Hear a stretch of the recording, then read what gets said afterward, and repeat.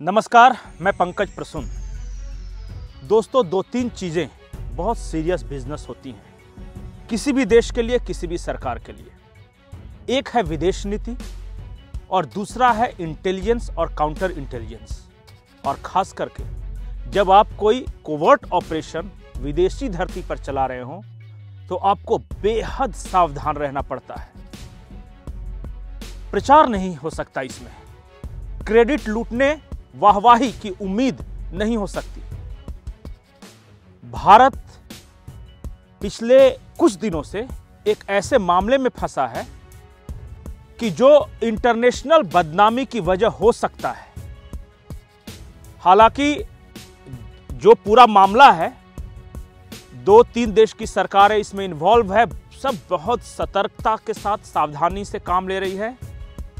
लेकिन देश के अंदर कुछ ऐसे तबके हैं जो भारत की बदनामी पर खुश हैं। ये पूरी कहानी क्या है और कैसे ये कहानी भारत सरकार के लिए, भारत के खुफिया एजेंसी के लिए शर्मिंदगी की वजह हो सकती है, वो हम आपको बताएंगे। लेकिन उससे पहले आप हमारे चैनल को सब्सक्राइब कर लें, इस वीडियो को लाइक कर लें।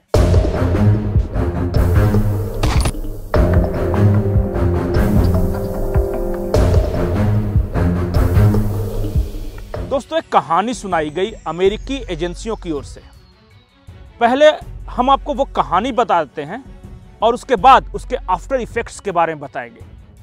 कहानी कुछ ऐसी है, ये अमेरिकी एजेंसियों का आरोप है कि भारत सरकार में काम करने वाले एक अफसर, जिसे उन्होंने कोडवर्ड नाम दिया है CC1, उन्होंने एक ड्रग्स पेडलर को या नारकोटिक्स में जो पहले से आरोपी था, किसी गुप्ता जी को हायर किया। नाम है निखिल गुप्ता उर्फ निक। और गुप्ता जी पहले से भी आर्म्स डीलर थे, इलीगल, वो ड्रग्स के मामले में आरोपी थे।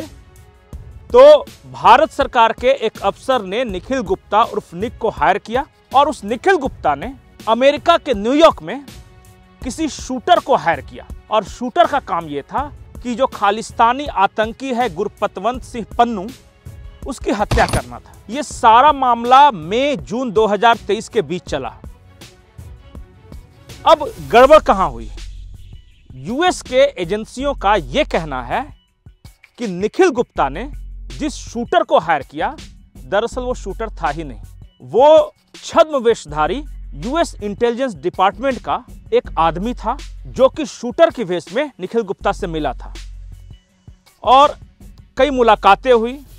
निखिल गुप्ता ने उसे कहा कि अगर तुम गुरपतवंत सिंह पन्नू की हत्या कर दोगे तो तुम्हें 1 लाख अमेरिकी डॉलर देंगे। ये सारी कहानी अमेरिकी खुफिया एजेंसियों द्वारा बताई गई है, आरोप है अभी। अब 1 लाख रुपए में उनका कहना है कि 15,000 US डॉलर कैश में उस तथाकथित शूटर को दिए गए। अब उस तथाकथित शूटर ने अपने लोगों को, यानी कि चूंकि वो एजेंसी का आदमी था, अपने हायर अथॉरिटीज को बताया इन सब के बारे में और वहीं से इनके पीछे लगा गया। चेक रिपब्लिक में निखिल गुप्ता साहब को पकड़ लिया गया। अमेरिका के साथ एक्सट्रैडिशन ट्रीटी था तो उन्हें अमेरिका लाया गया।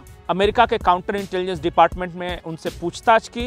उन्होंने पूरी कहानी बयां की जो कि अमेरिकी एजेंसियों ने अभी बताई है कि कैसे CC1 ने निखिल गुप्ता को हायर किया, निखिल गुप्ता ने किसी शूटर को हायर किया जो कि यूएस इंटेलिजेंस का आदमी था। जैसे ही ये पूरी कहानी सामने आई, भारत में हंगामा मच गया। विपक्ष का कहना है कि मोदी सरकार ने चेस्ट थंपिंग के चक्कर में भारत की बदनामी करा दी। महुआ मोइत्रा ने तो बाकायदा सारे आरोपों को अपने ट्विटर पे सजा के लिखा है और कहा है कि ये गांधी का भारत है, ऐसा नहीं करना चाहिए था भारत को, बहुत गलत काम किया है भारत ने। कांग्रेस के कुछ नेता, कुछ पत्रकार जो कि उनके आइडियोलॉजी से समझा जा सकता है कि वो किस तरह के पत्रकार हैं, उन्होंने सवाल उठाया कि कांग्रेस के जमाने में भी बहुत सारे ऑपरेशन हुए थे लेकिन पकड़े नहीं गए। मोदी सरकार ने देखिए ऑपरेशन ऐसा फालतू प्लान किया कि उसके आदमी पकड़ा गया और भारत की बदनामी हो गई।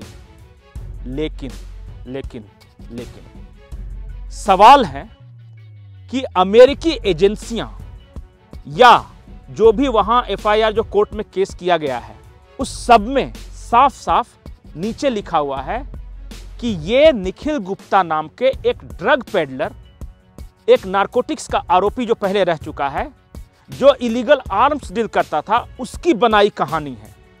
भारत के साथ, भारत सरकार के किसी अफसर के साथ अभी तक कोई रिश्ता साबित नहीं हुआ है। अब मान लीजिए मैं एक उदाहरण देता हूं, यहां का कोई चोर लफंगा पकड़ा जाता है और वो कहता है कि भारत सरकार के रॉ ने मुझे हायर किया था, मुझे यानी पंकज पुष्प को मारने के लिए, और सामने वाला हल्ला करना शुरू कर दे कि देखिए भारत सरकार की प्लानिंग कितनी खराब थी, उसने ऐसा कहानी बताया, एक्सपोज हो गया। लगभग यही कहानी है। निखिल गुप्ता कौन, निखिल गुप्ता की कहानी जो बता रहा है या उसके हवाले से जो बताया जा रहा है, उसकी ऑथेंटिसिटी क्या है? अमेरिकी कोर्ट का कहना है कि अभी तक निखिल गुप्ता ने ही ये बताया है, कहीं से कुछ साबित नहीं हुआ। अमेरिकी काउंटर इंटेलिजेंस एजेंसी का भी यही कहना है कि एक ड्रग पेडलर जो कि चेक रिपब्लिक में पकड़ा गया, उसने अमेरिका में आकर ये कहानी बताई कि कैसे 30 जून को हत्या करनी थी या सारा कुछ प्लानिंग हुआ, और 30 जून को ही ये पकड़ा भी गया जाता है। उससे जोड़ा गया निर्जर की हत्या से, जो कि हरदीप सिंह निर्जर का जो मर्डर हुआ था कनाडा में। कनाडा की एजेंसियों का कहना है कि भारतीय शामिल थे निर्जर की हत्या में, और इस निखिल गुप्ता का कहना है कि मेरे जो आका थे सीसी, उन्होंने कहा कि देखो निर्जर को हमने कनाडा में मरवा दिया, तुम अमेरिका में उसको मरवा दो और पैसे ले जाओ। आप जरा सोचिए कि सीआरपीएफ का एक रिटायर्ड आदमी आका बना हुआ है, वो किसी ड्रग पेडलर को हायर करता है, बदनाम ड्रग पेडलर, जिस पर ऐसे भी सारे पुलिस की नजर होगी, एजेंसियों की नजर होगी। वो निखिल गुप्ता नाम का वो ड्रग पेडलर इतना बेवकूफ है कि वो शूटर को हायर करता है, पता नहीं चलता, वो अमेरिकी एजेंसी का आदमी निकल जाता है। और इस पूरे कहानी को बताकर सीधे कहा जा रहा है कि मोदी सरकार ने भारत की बदनामी कर दी। अमेरिकी सरकार ने अब तक कुछ नहीं कहा, भारत सरकार ने अभी तक कुछ नहीं कहा। कुछ ट्विटर वीर, कुछ पत्रकार उछल रहे हैं मानो भारत की बदनामी से उन्हें खुशी मिल रही है। अननोन गनमैन पाकिस्तान में जब मारते हैं किसी को, तो सीधे कहा जाता है कि रॉ ने मरवा दिया। अमेरिका में किसी क्रिमिनल की हत्या होती है, जो भले ही खालिस्तानी मूवमेंट से जुड़ा हुआ हो, लेकिन कई और क्राइम, दूसरी तरह क्राइम में इन्वॉल्व हो, सीधे कहा जाता है कि भारत सरकार ने मरवा दिया, रॉ ने मरवा दिया।